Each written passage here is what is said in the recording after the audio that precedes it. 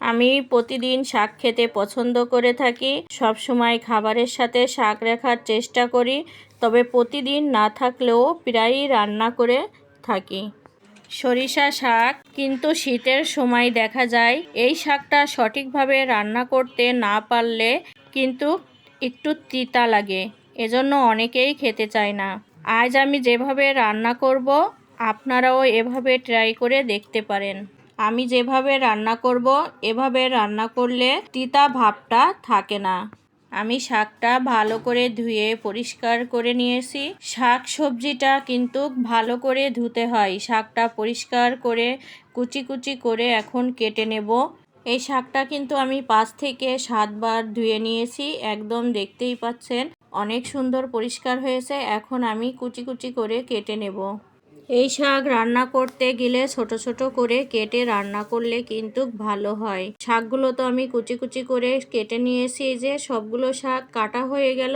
এখন আমি শুধুমাত্র লবণ দিয়ে চুলায় বসিয়ে দিব, হালকা একটু গরম পানি দিয়ে দিব। শাকটা আমি ভাপ দিয়ে পানি ঝরিয়ে নেব। এই শাকটা রান্না করতে গেলে একটু কাঁচামরিচ, পেঁয়াজ, রসুনের পরিমাণ বেশি দিতে হয়।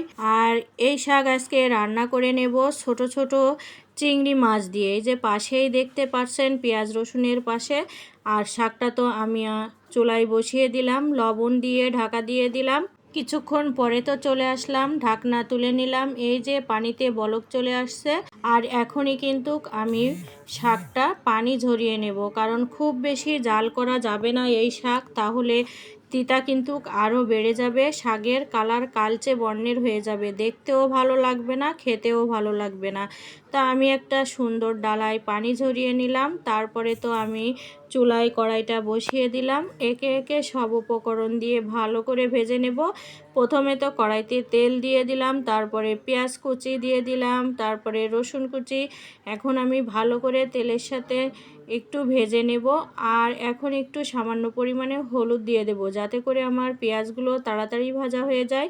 তারপরে তো যেহেতু চিংড়ি দিব, তার জন্য গোটা কয়েকটা জিরা দিয়ে দিলাম। জিরা আপনারা কেউ পছন্দ না করলে স্কিপ করতে পারেন, কারণ অনেকে আছেন জিরা খেতে পছন্দ করেন না, আবার সব শাকের সাথেও কিন্তু জিরা ভালো লাগে না। তো এখানে তো আমি গুঁড়ি গুঁড়ি চিংড়ি দিয়ে আজকে শাকটা মজা করেই ভেজে নেব। আর সেই রেসিপিটাই আজকে আপনাদের সাথে আমি শেয়ার করব।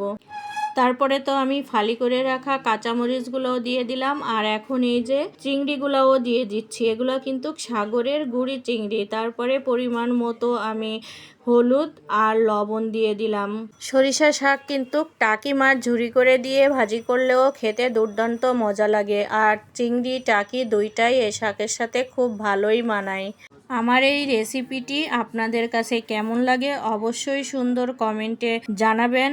এই চিংড়ি মাছটা কিন্তু আমি খুব বেশি কড়া করে ভেজে নিব না, হালকা লালচে করে ভেজে নেব।